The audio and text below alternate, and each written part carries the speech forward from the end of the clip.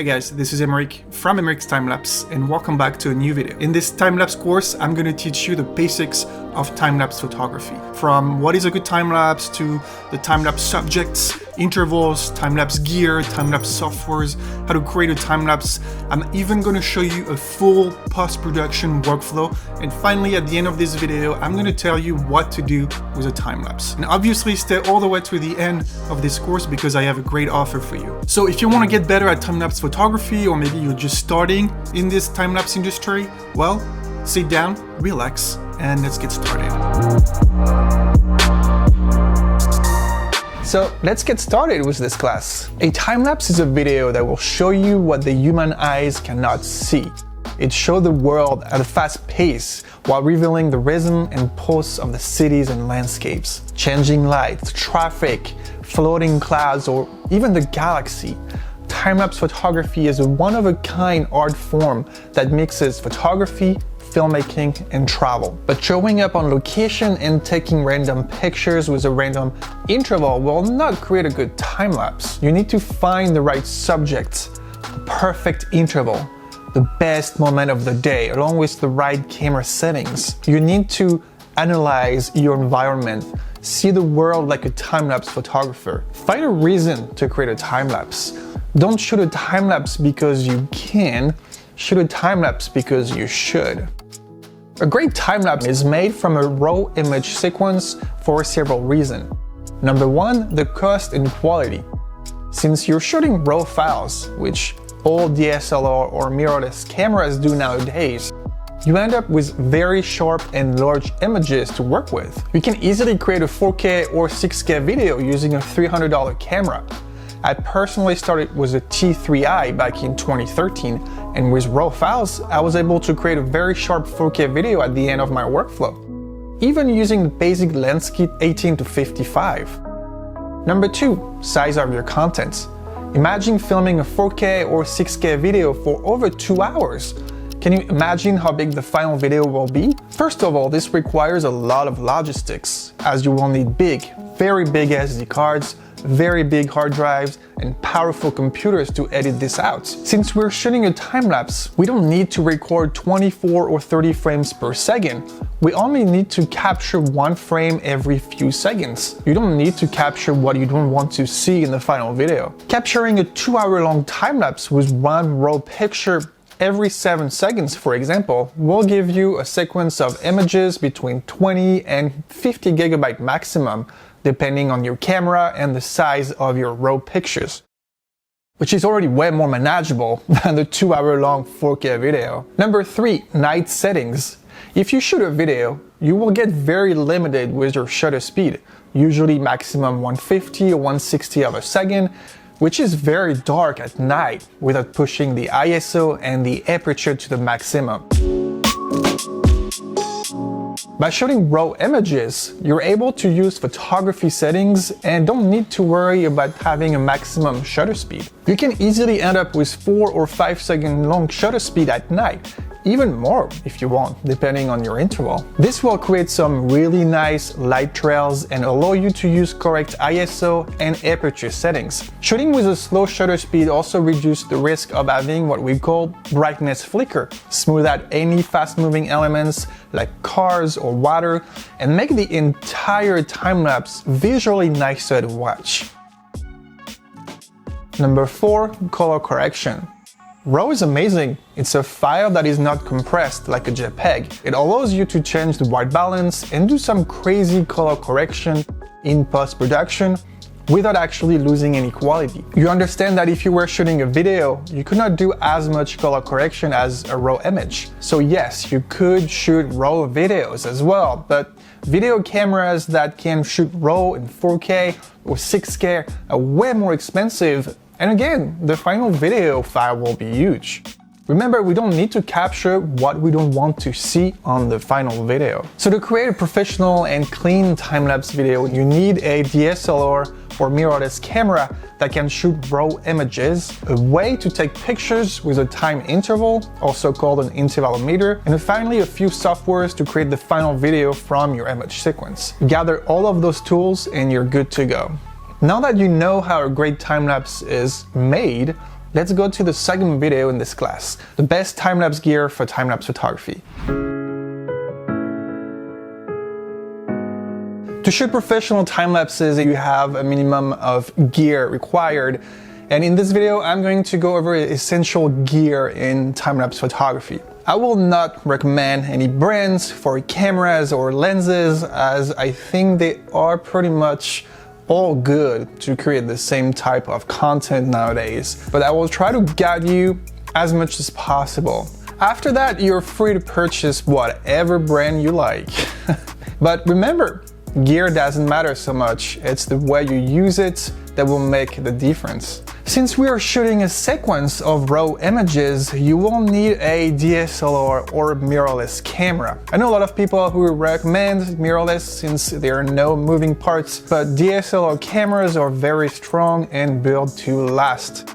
In 7 years working with different Canon DSLR cameras like this one, I experienced a shutter failure only once with a new model, which was not supposed to happen. Fortunately, the camera was still under warranty and was fixed for free. I shot another 100,000 images with the camera so far, and it's still going strong. My point is, I have never experienced shutter failure due to an old camera taking too many pictures. It just never happened.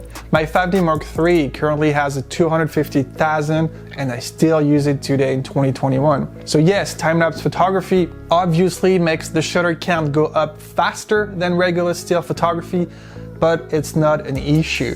Cameras nowadays are solid and really built to last you for years if you really take care of it. A friend of mine reached 400,000 with a 5D Mark IV and was still working fine. Since brands are mostly focusing on mirrorless in 2021, you might want to go mirrorless if you want to, but you might be able to find some really nice DSLR cameras at a good price on the internet. It all depends on what budget you have. Any camera with interchangeable lenses over 20 megapixel will be just fine for time-lapse photography. Make sure you can shoot raw images, that's very important. And make sure you can also connect a shutter release cable called intervalometer. That's also very important right there. I'm pretty sure all cameras do have a port for this, but double check to make sure before you purchase a camera. I don't actually know every single model of every single brand, unfortunately. When it comes to lenses, I would highly recommend going with zoom lenses and not prime. Zoom lenses will offer you more flexibility when you can really move around on location, which happens a lot as a time-lapse photographer. You don't need very fast lenses like f1.4 or 2.8, as you will rarely shoot wide open while shooting cities and landscapes time lapses. Although fast lenses are useful if you do a lot of astro time lapses. f4 lenses are usually cheaper and way enough when it comes to cityscape time lapse photography. I don't shoot more open than f6.3 most of the time, f5.6 on some rare occasions. My favorite lenses of them all is the 24-105mm Mark II from Canon. Having the possibility to go from 24-105 with only one lens gives you tons of possibilities on location. If you want to invest in a telephoto lens, you can either go with the 100-200 or the 100-400. I personally felt a little bit limited with 200mm, but again, it depends on your budget and what you like to shoot. When it comes to wide-angle lenses, 16-35 or 24-70mm are great lenses. And it doesn't even matter if you're Canon, Sony or Nikon users, they are just usually the same. So I own 3 lenses for my work, the 16-35 f2.8 Mark III.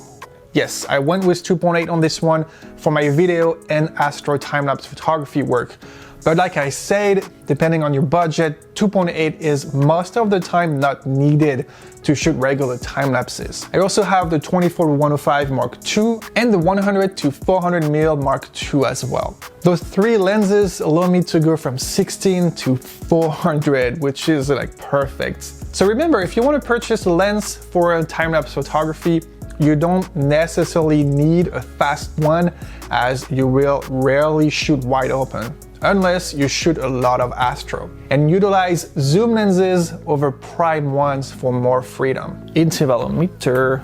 If you're just starting in time-lapse photography, no need to purchase a super advanced and expensive intervalometer. You can easily find a $20 to $30 one for your camera on the internet that will do, perfect job. Even today, I still use this Polaroid one, purchased 4 years ago for like $30. It's really quick to set up and just very reliable. I changed the batteries only once in 4 years. If you want to expand your possibilities, I would highly recommend this one here, the Emeric Timelapse Pro Timer 3, as you will be able to change your interval with a 0.1 second increment and shoot without an autofocus signal, which most intervalometers do. When the intervalometer sends the autofocus signal to the camera, you're not able to do anything on the camera. It's like blocking whatever you can do. So having a little more time to preview an image or change the camera settings can come very handy with the Pro Timer 3, especially during a day-to-night time-lapse. If you want to control your camera with your phone, you can check the SERP Genie Micro or the Unleashed by Photography. They both allow you to control your camera with your phone and a specific app. The Unleashed also has an auto holy grail feature. How cool is that? Tripods. When it comes to tripods, I could not recommend Manfrotto enough. Yes, they are a little pricey, that's for sure, but you honestly get what you pay for. Since you will be shooting for a long period of time, sometimes during windy conditions or with a shaky ground, you need a sturdy tripod and a sturdy ball head. I've been working with both Manfrotto and other brands, and I do see a big difference. Aluminum or carbon fiber, both are great for time-lapse photography. It all depends if you need to carry your gear for a long period of time or not. In that case, carbon fiber might be the best option for you, as it will be lighter. If you don't want to end up with blurry frames or shaky time lapses, really, again, highly recommend keeping a nice budget for a good tripod. This will make a big difference, and I'm pretty sure you won't regret it. All right, still good. And finally, accessories. If you can, purchase a battery grip for your camera and obviously extra batteries. This will double the time you can shoot without changing the battery. It's very handy when shooting long time lapses like Dead to Night or Astro, for example. On my Canon, I can easily shoot for 4 to 5 hours with a battery grip and an interval of like 5 or 7 seconds. You can find some pretty reliable third-party grip for no more than $50. I think it's a great investment. Get fast SDXC cards to avoid the slow buffer time. You need a minimum 95 megabyte per second, class 10 U3. Any SD or CF cards with those requirements or above will do the job, even for very fast 1 second interval time lapses. Something that changed my life when shooting time-lapse videos are lens supports. They are built for, telephoto lenses to avoid shakes and blurry images, but since I'm always working with a battery grip now, I see myself using the lens support for all my lenses now. You can adjust like this, the support to any lens you own, which is amazing. I always work with it now. And finally, I would recommend getting a ND filter, 6 or 10 stops like this one, to shoot long exposure during the day. Shooting with the ND during the day smooth out fast-moving elements like cars, people, clouds, or even the water sometimes. But be careful, do not use a ND filter when you're shooting a day to night. It just doesn't work. If you want to see a detailed list of all my gear, head over to my website, emerictimelapse.com/mygear. And yeah, that's it for this video. Let's go to the next one, the third video of this class, where I will be discussing common time-lapse subjects and their intervals. Okay, in this third video, I'm going to talk about some common time-lapse subjects and what intervals would work the best. Even when you have different elements going at different speeds, how do you select the right interval? Let's do it. Let's start with my favorite of them all, cities and city skylines. But hold on, Emeric, city skylines are not moving. How can you shoot a time-lapse of something that is not moving, well, you're shooting a time-lapse of everything around the city skyline in a way, such as traffic, people, clouds, changing lights, boats, etc., etc. The city skyline is just a subject here. If you have different elements going at different speeds on your time-lapse, it might be challenging to actually find the right one. What interval should you use if you have, for example, fast traffic and very slow clouds in your composition? What about people mixed with a full day to night? So the first question you need to ask yourself is, what is your main subject? Why are you here for? How long are you wanting to shoot for?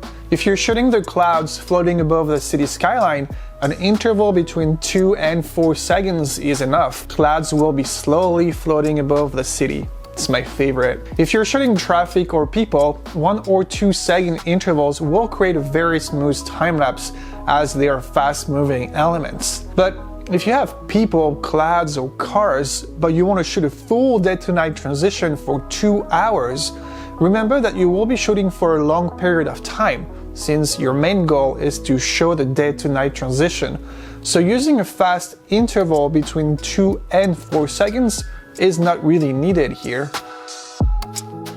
Day-to-night time-lapses usually work great with an interval between 5 and 8 seconds.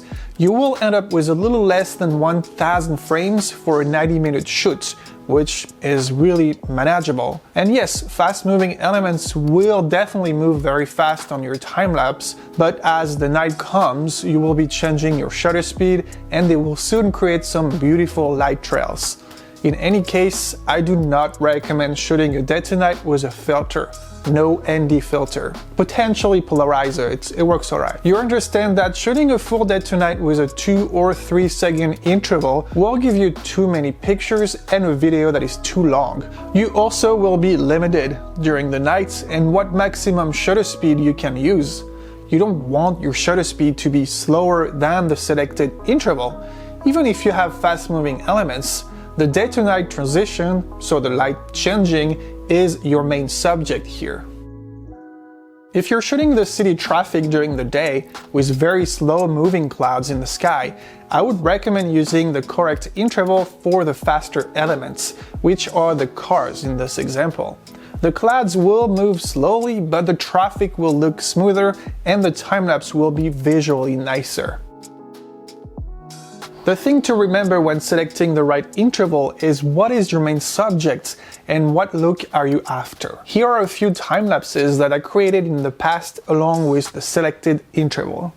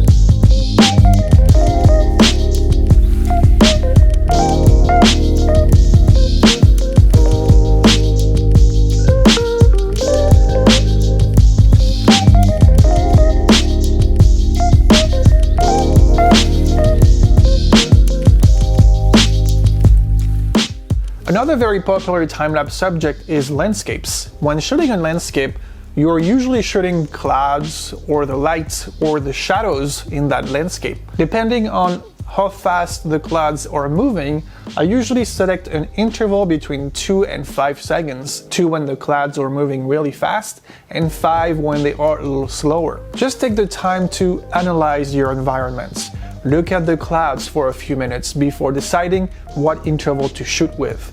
that will make a big difference on your final product. The last common time-lapse subject is the Milky Way. This one is usually pretty simple when it comes to finding the right interval. I always shoot my Astro time-lapses with an interval of 2 or 3 seconds after the end of the shutter speed. 2 or 3 seconds is usually plenty of time for the camera to buffer the picture on the SD card. When this is done, you don't really need to wait longer, so let's take the next picture as soon as possible, since it's going to take a few hours to get a few seconds of video anyway. Just make some tests prior to shooting your time-lapse to see how fast your camera writes the pictures on the SD card. And don't forget to turn off the in-camera denoiser while shooting at high ISO, as it can take a lot of time to process one image. There are obviously tons of other time-lapse subjects, but those 3, cities, landscapes, and Astro, are probably the most common ones. Whatever time-lapse you're shooting, remember how fast your main subject is going or how long you want to shoot for. This will help you select the right interval. Alright guys, this is it for this video. Now we're going to talk about Timelapse Softwares. So let's go on the computer.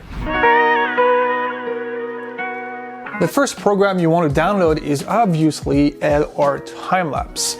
LR Timelapse is a program that will work with Lightroom in order to preview your time-lapse, remove the brightness flicker, clean a day to night transition with the Holy Grail wizard, and overall do the level and ramp of your entire image sequence. This is today the software that you need in order to create professional time-lapses. There's actually not really any workaround. You can also export the image sequence to a video using LR Timelapse and Lightroom. LR Timelapse developer Gunter is offering a free version with limited features and 2 different types of licenses for private or commercial use. Feel free to download the version you think is best for your own work.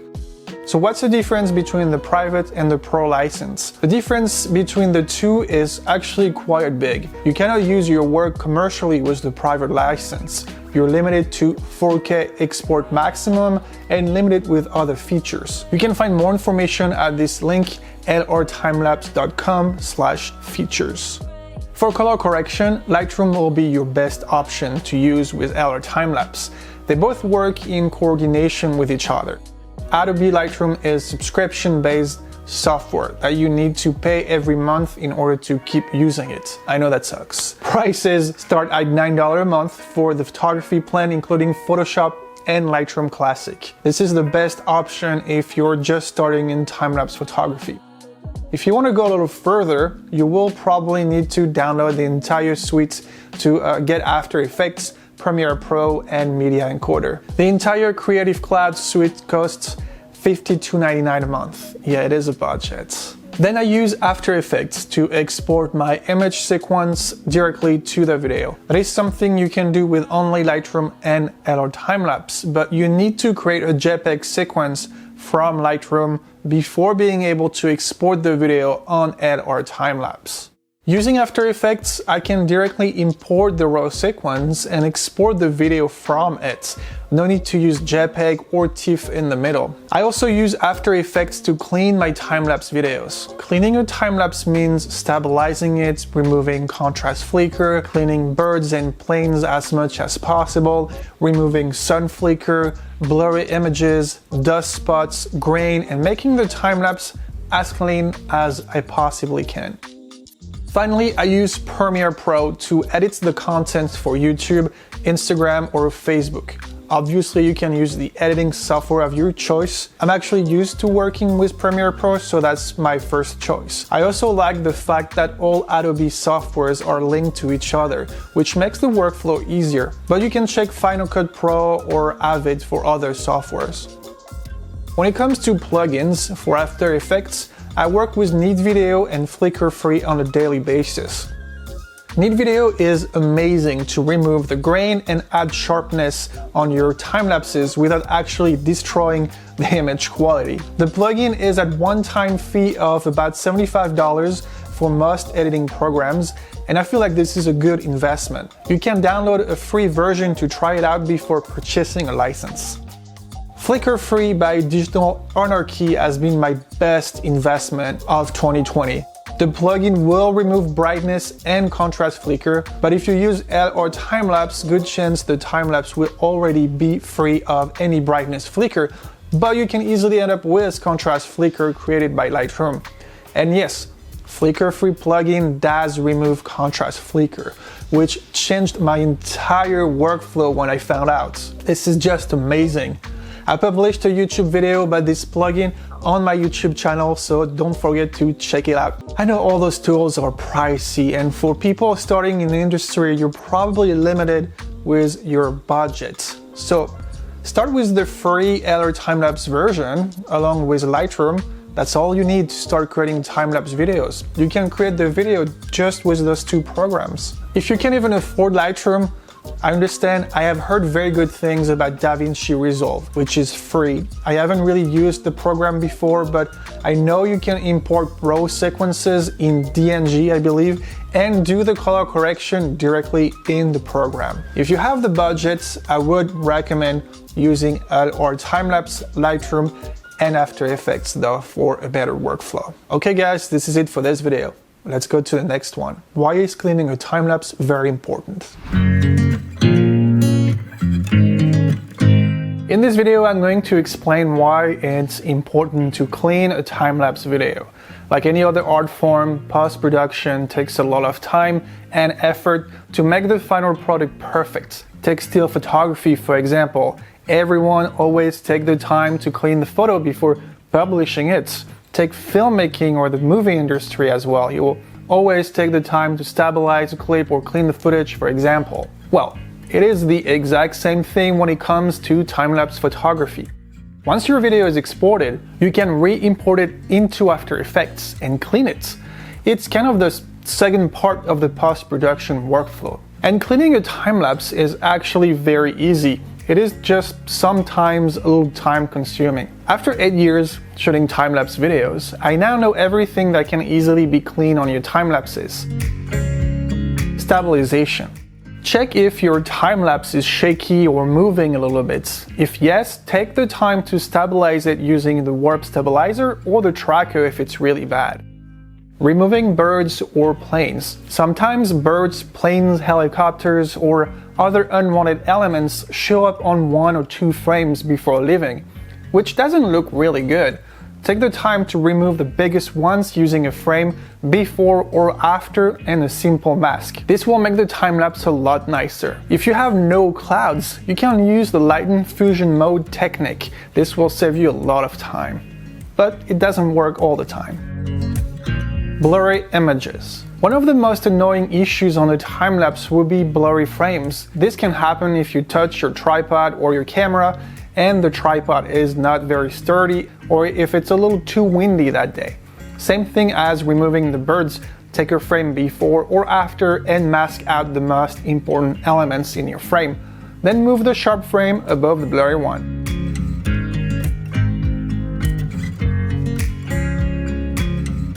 Dust spots. Having dust spots on a time-lapse is very common, especially if you don't clean your sensor or lenses too often. Watch for those on your time-lapse videos and remove them with After Effects if you have clouds. Lightroom dust spot removal will only work if the sky is clear. And be careful, sometimes they can show up in the middle of the time-lapse. Flicker. If you use L or time-lapse, the chances of having brightness flicker is really low, but you might still have what we call contrast flicker created by Lightroom contrast tools. Go easy with blacks, whites, contrast, dehaze, and clarity in order to avoid contrast flicker on your sequences. Utilize the tone curve instead of those tools to reduce the risk of having really bad contrast flicker. If you still have contrast flicker on your final video, the easy way to remove it is to invest in a plugin called Flicker Free by Digital Anarchy. If you don't want to pay for another plugin, which I can understand, you can try with the Eco Effects in After Effects. It works really well. If the sun is in your shots, watch for sun flicker when changing the settings. But if you want to know more about cleaning sun flicker and other in-depth tutorials about cleaning your time-lapse videos, check one of my favorite classes. Advanced Cleaning for Time-Lapse Photography, where I teach you how to perfectly clean all your time-lapse videos super easily. The reason why I take the time to clean a time-lapse is the same reason why a filmmaker will make sure the movie is perfect, or why a painter makes sure his painting is the best he can do. It makes the time-lapse video more enjoyable to watch, more professional, cleaner, and overall better quality. Better quality means bigger value, which means potentially more money at the end of the process, right? Take the time to clean your work in order to be proud of the final product. Quality will always be more important than quantity when creating artwork. So why not take the time to create quality over quantity? No one will remember you for how many time lapses you created, but they will notice the time needed to create a beautiful piece of art.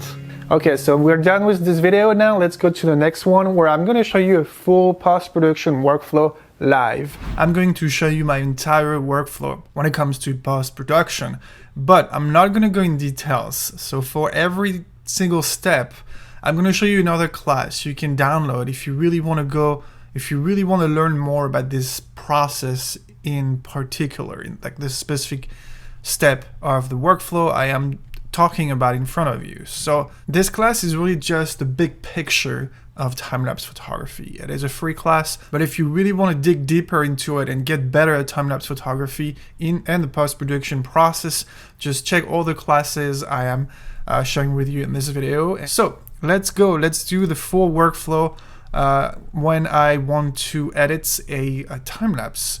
So I just came back from downtown Los Angeles. It was really cloudy, and I have this time-lapse to edit right now. So I was a little underexposed to keep some nice, for good exposure for my sky, but you can see the skyline and the road down below are kind of dark. So that's something we're gonna fix on Lightroom. So the first step on our time-lapse is, see, you can load the time-lapse on our time-lapse and play it live. So that's this one right now, day fast, and you can play it live and see how it looks like without the color correction. Then we're gonna create keyframes. Keyframes are the pictures we're gonna color correct on Lightroom. So since you can see right now, it's not changing much, so I feel like 3 keyframes will be enough. Sometimes I can go to 15 keyframes for a day tonight. It really depends on the sequence I am editing, but right now, 3 keyframes is perfect. Also, how do you guys like my blue light classes? I spend a lot of time in front of the computer, so. So we're gonna take this button, drag to Lightroom, and open Lightroom, okay? And make sure we have add at the top, and we're gonna import the pictures directly into Lightroom to color correct. So you can see right now, you only will notice that you can only see the keyframes right now, because at the bottom right, sorry, I have keyframe selected. You can select full sequence if you want to see all the pictures, but we don't need to see all the pictures, so just the keyframes is needed. That was pretty fast. So all right, let's do the color correction. I'm gonna remove my blue light glasses for this step. That looks really great. I mean, it's a style, it's a cool time lapse, but yeah, let's see what we can do with it. So I'm gonna make sure the brightness of my screen is 100%. Okay. So let's see, I usually like Adobe Landscape. Yeah, that looks already more blue. You can go to the crop and do auto. Sometimes it fixes really well, okay. Let's see if it actually works on this one. Usually what you want to check on this is the middle buildings. The buildings in the middle, for the only reason that, yeah, the side might be distorted with the lens distortion, so really focus. But that's something we're gonna fix later. But the building in the middle looks, yeah, something more like this. I'm looking at the middle line. Okay, sometimes it doesn't work automatically, so do it manually with the guideline. Okay. All right, so now we can do a little bit of exposure right there. Okay, not exposure, temperature, sorry. Maybe a little more purple in it. I'm not gonna touch my exposure right away. I'm gonna do my other contrast first. Highlights, see the highlights, the difference that it makes. But be careful, highlights can create contrast flicker. I don't think it's gonna create contrast flicker on this one, but push up the whites to get something brighter and the black to create more contrast. If you have contrast flicker, use the tone curve. So to create contrast, you remove the blacks and the shadows and push up the highlights or the whites right there. A little bit of texture, a little bit of clarity. Clarity makes it very dramatic, epic. A little bit of dehaze usually. You can see a little bit of orange right there from the sunsets. And in this building too. Oh, a little bit right there. Look at this. Crazy. I didn't even notice. We're going to push the vibrance a little bit. 20, 25. But I usually like to reduce the saturation a little bit to get more of a cinematic look. Right now, before and after, it's really a big difference. Wow. And see that usually adding contrast makes the entire picture a little dark. So I'm going to push up the shadow, the exposure a little bit. Alright, that looks better right now. See, I got some information back in my shadows without really pushing it too much. I can go more if I want to, but I like contrast as well. It's up to you what you want to do. And the highlights looks really cool right now. Okay. So yeah, let's go down. If you want to play with HSL, you can. I'm going to do some sharpening. Okay, around the buildings. Okay, noise reduction with ISO 100, so maybe 10. Remove chromatic aberration and enable the profile correction. Then if you want, you can do the transfer, fix the uprights. I was pretty good right now. Maybe this building right there might be a tiny bit distorted, but it's really not much because the camera is really straight, wasn't tilted up or down. So I feel like I can just do a little bit. You can also do the guided. Yeah, that looks good right now. -3. You can see it's not much, but this building on the left right now, it's like perfectly straight now. And on the right, it looks straight as well. We can also do guided and just draw 2 lines on each side. And yeah, that's something you can learn in this class right there. Okay, so now we're good with the first frame. So I'm going to take the second frame. I'm still selected the first one, but I'm going to select the second one with Command. Go to the top, sync keyframes. That way it's going to copy all the settings into the second keyframe. And now that's what's great with LR Timelapse is you can, change the settings if you want. Just go a little bit more exposure maybe because it's dark, maybe a little more yellow in the temperature, and maybe push up the shadows a little bit. But that's it. If you're happy with the photo, keep selecting the second keyframe and select the one right after, the third one. Okay. And now we reached the last keyframe, so it would be the last frame of the sequence. And yeah, it looks good too. It might be a little green, so I might change the tint a little bit, and then maybe remove the exposure a little bit. Yeah, and voila, that's pretty much it. Now we're ready to go back to our time lapse. So I'm going to go back to the grid view, Command A to select all my keyframes, and Command S to save the metadata, or Control if you are on PC. Now I'm going to go back to LR Timelapse. We're going to reload the metadata. So LR Timelapse is reading the metadata for the keyframes only. As you can see, the keyframes right now are changing. So right there, the yellow line is my exposure. So now you can see on the settings right here, it's only the keyframe that changed. So we need to do the auto transition. And our Timelapse is doing the transition between every keyframes and every single settings that you changed in order to have like a smooth transition between the every keyframes. And then now we can do the visual previews. The visual preview should be quite fast. It's going to create a preview of the time-lapse using the color correction I used on Timelapse, on Lightroom, and which is pretty good. I think it's pretty amazing. See, this is a fairly simple workflow, just back and forth with our time-lapse in Lightroom at the beginning, and then when you're done, while you're ready to export the video. Okay, this is done. That was it was fast. It took like what, 2 minutes for 300 frames. So let's play the time lapse with the color correction applied. It looks really nice.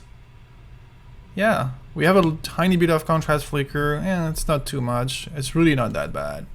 Okay, so you can see the curve is not, this is my luminance curve, which is like the overall exposure after the color correction. And you can see it's not a very smooth curve. You can't really see anything with your own eyes, but it is not visually perfect. So LR Timelapse offers a visual deflicker. So right now what I'm going to do, I think I'm going to select the entire frame. Sometimes you can select a referenced area in the sky in order to help LR Timelapse see what elements of your time-lapse is, well, the light is changing naturally. But that's something I'm going to explain more in the LR Timelapse Master LR Timelapse 5 class. On this one today, I'm just going to use the full frame, the full image, and then maybe 10 should be fine, maybe a little 15, 2 passes, and we're gonna apply it. It's gonna take another couple minutes, and I'll be back soon. I can actually put my blue glasses light right now. Okay, look at this, the difference before and after. It's really smoother. It's probably not that visible on that one, but especially on Dead Tonight, or depending on what you're shooting, you can see a lot of brightness flicker, but on this one it was really nice. The red curve now is my deflicker, so you can see it's doing some sort of a counterbalance type of work to smooth out the luminance curve. So now I'm done. I'm just clicking on finish, and there's 2 ways you can create a video from this image sequence. In today's video, today's class, because it's a free class, I'm just going to show you the way I do it myself. If you want to learn how to do it with Lightroom and or Timelapse, you can. That you have to go back to Lightroom, export a JPEG sequence, and then come back here to finally export the video. So that's something you can learn in the Master Editor Timelapse 5 class. Today, I'm going to show you how I do it for my own workflow, and I feel like it's, to me, a better way of doing it. It's faster since you can export, create the video straight from the image sequence. You don't have to create a JPEG sequence or TIFF sequence in the middle. So yeah, I'm opening After Effects right now, and we're gonna export the video. All right, this is After Effects, so I'm going to Command I. All right, I'm gonna go select my sequence, which should be, I think it's in, is it in Utah? I think it's in Utah. Timelapse 2021, Los Angeles, RAW. Where is it? I think it's this one, and this is the date fast. So I'm gonna select the first one, camera raw sequence, open. So it's gonna open camera raw sequence, but see, since you already edited everything on Lightroom, you don't need to touch anything, so just click OK. Now at the top right here, you have your sequence. So we're gonna create a new sequence. All right, I'm gonna do Command K. Command K is gonna open composition settings. I'm using a preset today. I want to export my video to 4K plus time lapse. Okay, we can rename it Day Fast Downtown LA. All right, and then I also have a shortcut option. Command H, Shift H is actually makes everything fits to my composition. If you don't have the shortcut, you can just use the scale right there. It might actually be better on this one because I might crop a little bit on this side because I don't want there's a piece of palm trees on the left. I might actually hide it, and definitely gonna go down. I guess it's not too bad. I might keep a little bit of it. It's not too bad. So you know what? I'm just gonna come back to the original and then just redo Option Command Shift H. Again, that's a shortcut you need to create in edits. Keyboard shortcut right there. So I might zoom just a tiny bit, not much, something like this. Okay, and then go down to hide a little bit of the flowers, get more of the buildings. Okay, so when you're ready to export, you can either load more time lapses. If you want to, if you want to load more time lapses, you can, or you're ready to go. You Option Command M. Is that it? Just Command M. So Command M every time. I think there's 2. Control Command M. Yes, Control Command M is actually sending. So Command M is going to open Media Encoder, which is doing it right now on the other screen. And Control Command M is going to send the video to the render queue. So I already have my preset selected by default, which is this one. If you click on there, you can go format option, and then you have more codecs available. You will need to send it to Media Encoder if you want to do H.264, which kind of sucks, I know. No, I don't want custom QuickTime. No, I want my presets, which is 4444. Gonna click here in export. All right, save, and then we're gonna render the video. And when it's done, well, it's ready to be cleaned. Okay guys, so I already exported the video before to go a little faster, so I have my time-lapse video. So now it's a video, it's not a clip, it's not a time-lapse. So you can see it's ready to be cleaned. It's the same time-lapse. I can go a little full right there. No, not full, that's the quality, sorry, half, I want full size, okay. So what can we clean here? So I'm going to load the time-lapse in full half quality, and we're going to play at real speed. So right now it means the green line here, it's like, I believe it's a cache thing, or like After Effects creating some sort of preview image. I've never really known what it is, but I know when it's green, the image is loaded and you can easily play it full time. Okay, so we can see at the end it's moving a little bit. It's only on the last few frames, so yeah, maybe 2 frames at the end. So I'm gonna crop it. Now we're cleaning the time lapse. Up, trim comb to work area, and obviously I have a class on cleaning time lapses. Do we need to stabilize the clip? Do we need to do a warp stabilizer on this one? So what you can do is go fast and then check the edges. Right now it's really not moving at all, so we don't need to do the warp stabilizer. I think there's a few birds and planes that are flying around that we might want to remove, mostly at the top. So what I can do now is a new technique actually. We're gonna select here the clone stem tool, okay? And then in paint, we're gonna go select single frame and then source time shift of -1. And you're gonna paint over the image where, so you actually need to double click to go to the layer, editing layer and composition. So layer will be only editing the layer and composition is your final clip. So now see, I have my brush selected. So if you go to paint, you really need to use this. So that's something I'm teaching for the first time ever. I'm on YouTube, there's on YouTube as well. So now I'm gonna play the time lapse. And then when I see something I need to remove, you'll see I'm just gonna paint on the time lapse. It's amazing. So right now there's not really anything. It's pretty clean time lapse actually. It's really rare to get. Okay, we have one command and left arrow to go back frame by frame. So see here, we have a little bird or whatever it is. I'm just gonna paint on it and it's gone. Basically what it's doing, it's using one frame after and it's painting the frame after on top of it. I used to do masking and duplicate my layer, move one frame after and then mask around the little tool, but being able to paint over, see now I go to the next one and I just do the same thing, make sure it's clean, okay? A little bit here, and then up, we move on to the next one. How cool is this? It's doing the same thing it was doing before, but way faster. So let's see if we have anything left. It was a really clean time. I think the planes, there's one plane right there, but I think the planes are above the clouds. So it's really, see, I'm really picky with my work, but yeah, just to create quality content, it's what matters.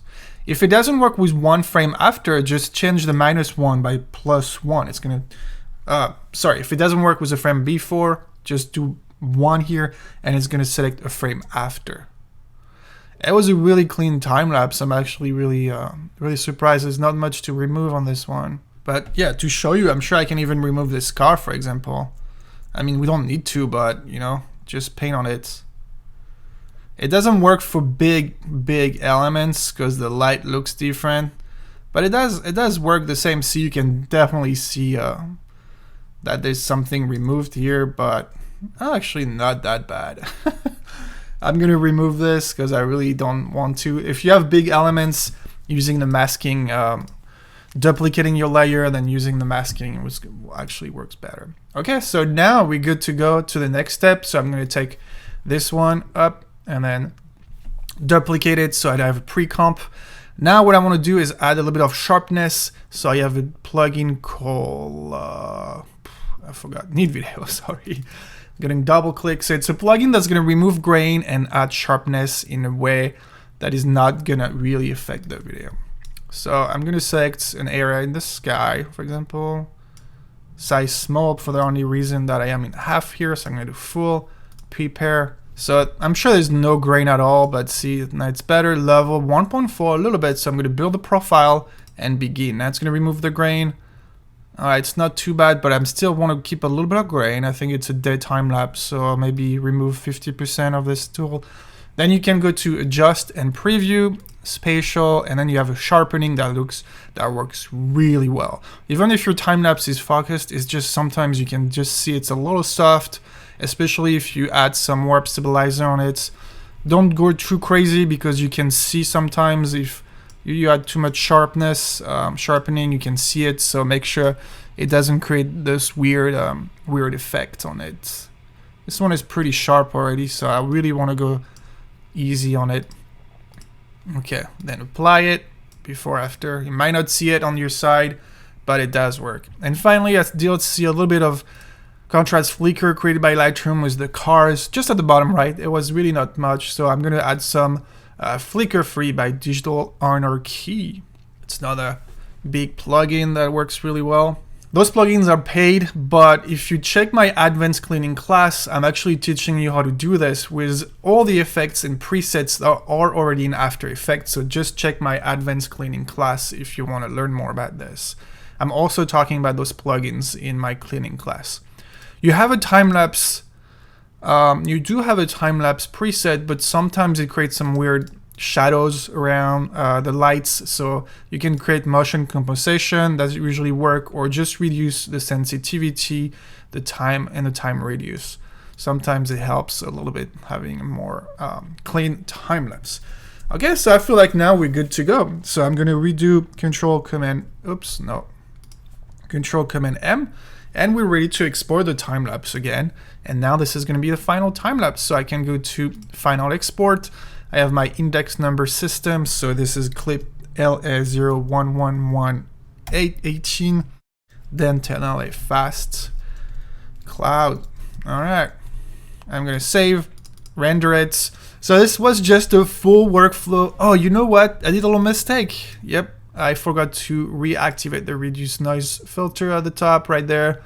I usually uncheck it to check the time lapse because it really takes a lot of power, but don't forget to recheck it before you export. Okay, so I'm gonna reduce noise. Okay, so I'm gonna restart it. It should be already here, so you can click on it, right click, move to trash, save, and render again. How fast this is.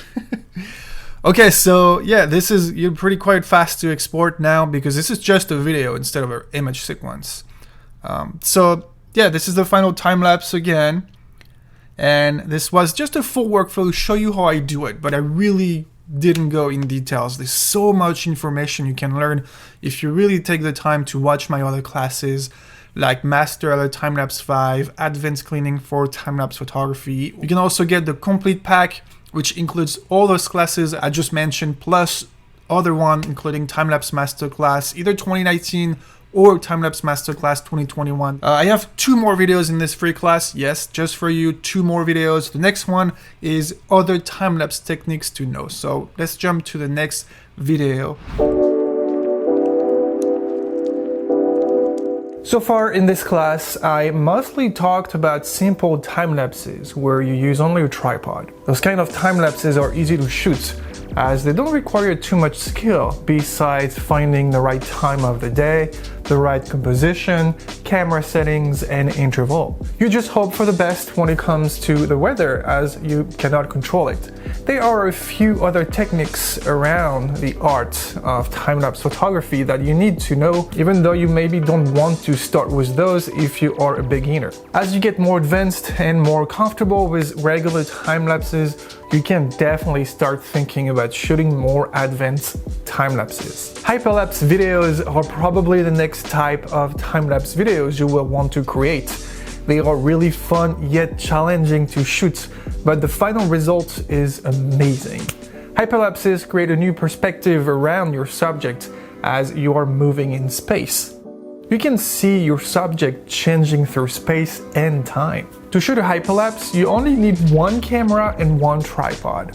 The only difference with a simple time-lapse is that you are moving your tripod between each photo. The key to create a smooth and flawless hyperlapse is to use your guideline inside your camera live view and select an anchor point from start to finish. If you don't select an anchor point, the perspective and the distortion on your images might switch a little bit, which makes the post-production stabilization pretty much impossible. You can also shoot hyperlapse videos handheld or using a gimbal or just a simple monopod.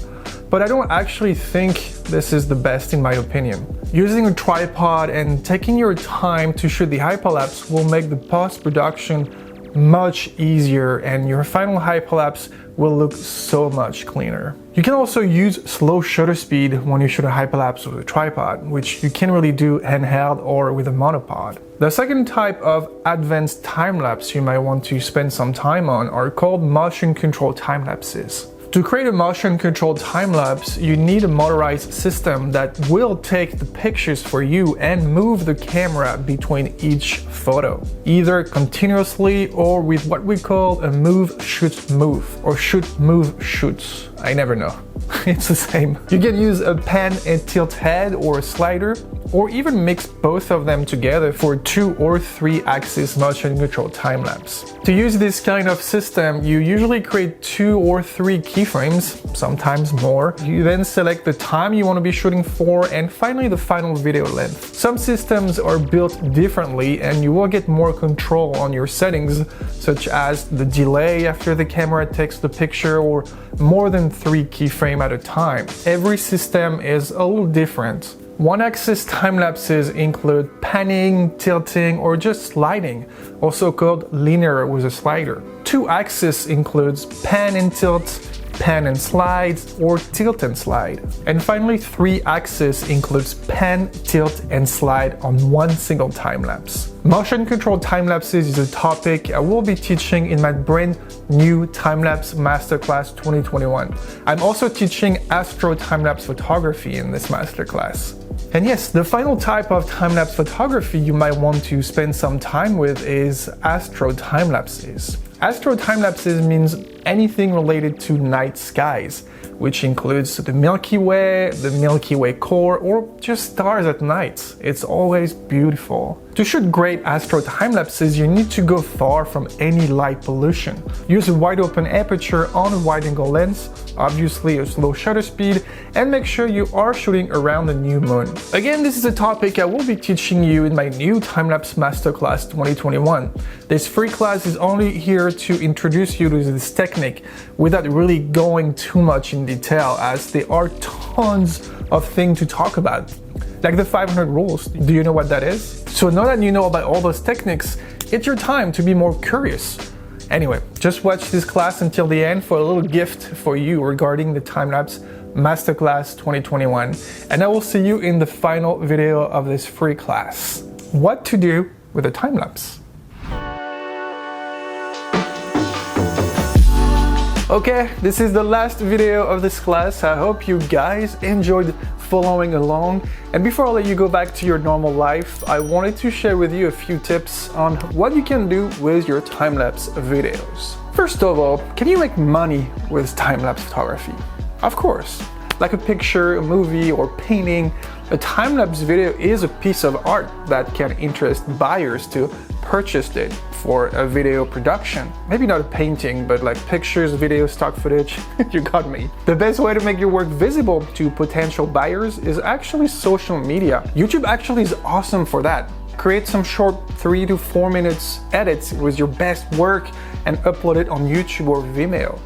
If what you're creating is great and good quality, which should be if you watch all my classes, there's no reason that you won't sell a license to your work. No later than early December 2020, I sold to Fox Sports because they recently watched my Las Vegas time-lapse posted 3 years ago. If you don't want to go through the YouTube game, you can try to sell your work on what we call marketplace websites, such as Pond5, Adobe Stock, Video Hive, or iStock, for example. You can upload your time-lapse, select your price for some of them, and wait to make a sale. But I'm not going to lie when I tell you that it can take you a lot of time before you start selling something, if you ever do. The only reason I say this is because those stock footage websites are very packed with content. A lot of people are trying to make a little money selling their pictures, videos, music, or any other digital content such as time-lapse videos. So those websites are filled with content already there for sale. But if I'm telling you to do it, it is because it usually takes you a few minutes to upload a few clips that will be available for sale forever technically. Once it's up, it's up. You don't have anything else to do. It's not like you constantly have to do something. If you don't want to sell your work, which is completely fine, you can just share your time-lapse videos again on YouTube, Vimeo, or Instagram in order to share your art with the world. I think sharing my work is still a very important part of the process when I create a time-lapse. As soon as I finished one that I'm very proud of, I just can't wait to share it and show it to people. I love the feedback, I love sharing my knowledge, and I love engaging with my followers and friends.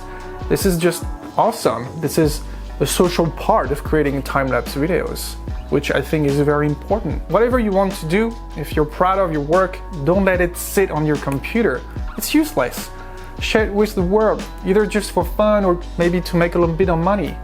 Photographers don't keep their own pictures on a hard drive. They usually try to make money, print them, share them. Think the same way for your time-lapse. After all, you are a time-lapse photographer. You just get a video at the end of the process and not a picture. Anyway, thank you so much for following this free class. I am super happy that you finished it.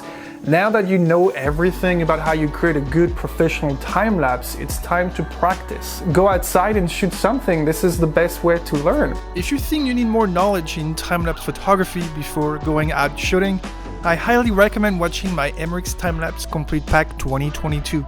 This includes all my classes ever made, such as the Timelapse Masterclass 2021 and 2019, the perfect settings for the perfect timelapse, Master LR Timelapse 5, advanced cleaning for timelapse photography, and 3 more with tons of free content to practice along the way. You will receive over 151 videos and 32 hours of lessons.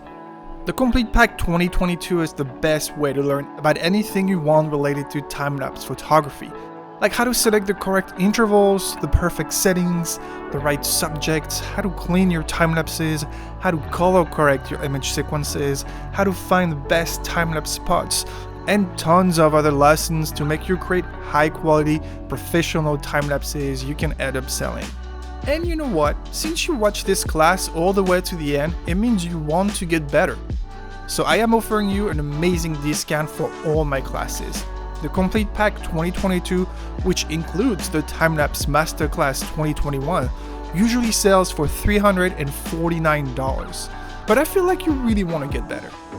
This is why I am offering you the Complete Pack 2022 over 32 hours of online classes for only $299 instead of $349. It's $50 off.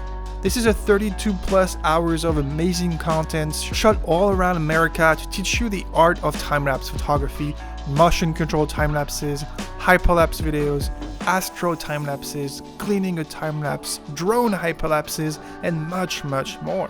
So use the code Emeric 299 CP22 at checkout to get your discount today for the Complete Pack 2022. You have no excuses now to not go for it.